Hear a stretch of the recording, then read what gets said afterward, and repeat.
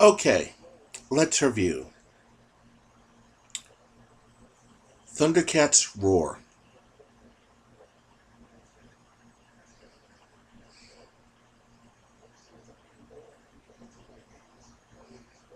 Let it sink in if you've seen the preview, thanks to Victor something right, whatever his name is.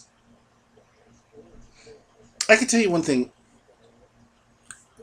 I saw that cell picture of it, and I thought it was some type of joke that somebody did for Tumblr, and I didn't think anything of it on my feed. And then I've seen that various individuals.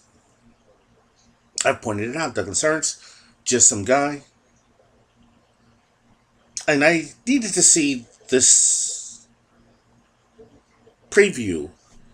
Forgive my William Shatner gesture, but I need to see this for myself. I just need to see.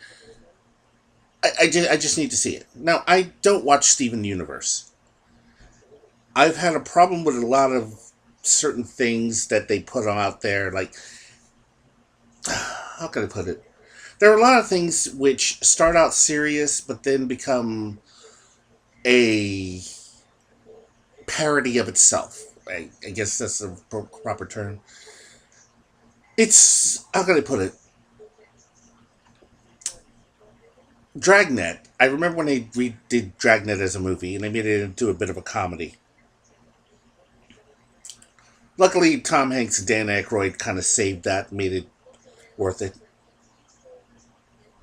Then you had other things which they decided to redo. I Spy, I thought was going to be a goofy comedy, but it actually turned out to be okay. At least the one that they did recently, not the one with Owen Wilson and Eddie Murphy. That was just horrible. 21 Jump Street, a very serious show, turned into a stupid comedy. Starsky and Hutch, a very serious show, turned into a stupid comedy. Now, let's get to Teen Titans. Very serious, dark even. I wouldn't even say it was for kids. But then they gave us Teen Titans Go, which basically throws everything out the window. And now we've got Thundercats Roar.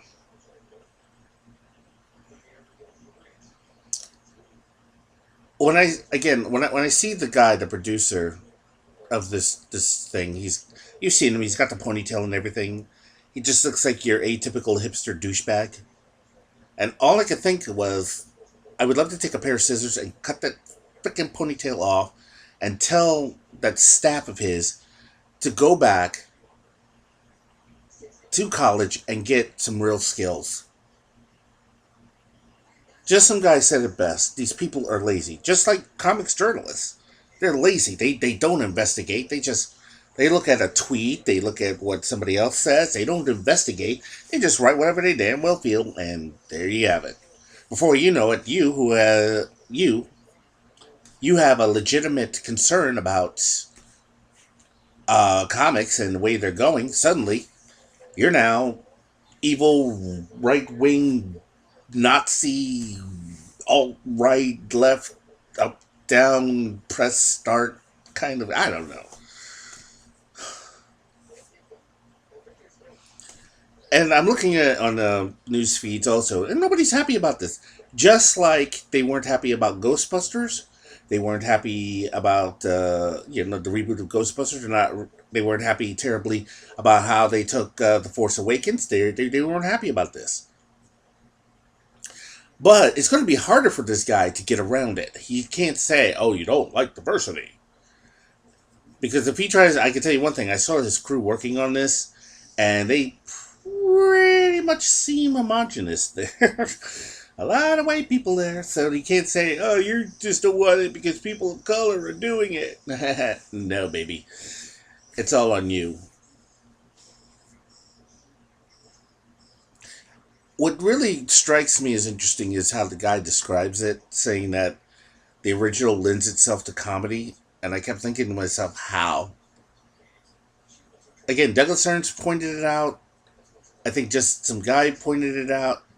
How does it lend itself to comedy? escaping genocide, survival, trying to rebuild a society with the few people that you've got, struggling against individuals who will kill you at the drop of a hat, power hungry. To me, none of this lends to comedy. Maybe in his demented little universe, it does. But to me, and a lot of people who, to put it mildly, I was one of those kids that grew up when this cartoon first started. Our minds were blown away. The animation blew us away, especially when you watch the first two episodes, the pilot thing where they leave Thundera, and you've got Lion-O, and he's told by Jaga he needs to see this, and he watches their planet blow up. You know, it's like, hey, you're gonna have to face it. There are people who are dying. You know, we got off the planet, but and again, I don't see how this asshat thinks that this lends itself to comedy. But then again, most of these, and I wouldn't be surprised if he's an SJW. I just wouldn't be surprised. These people have no sense of history. In fact, they'd rather destroy and tear down history than to acknowledge its value. Well,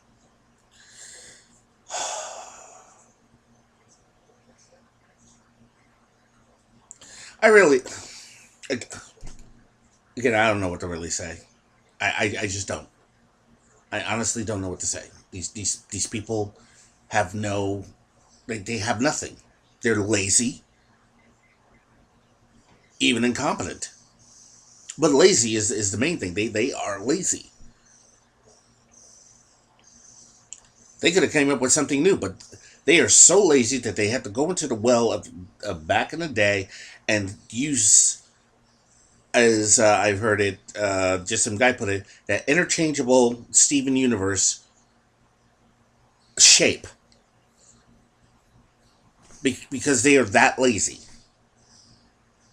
No. That's about all for me for now. I'm Filter. Subscribe if you like this video. Rate this video if you like. And leave a comment if you like. And until then, I will see you later. See ya.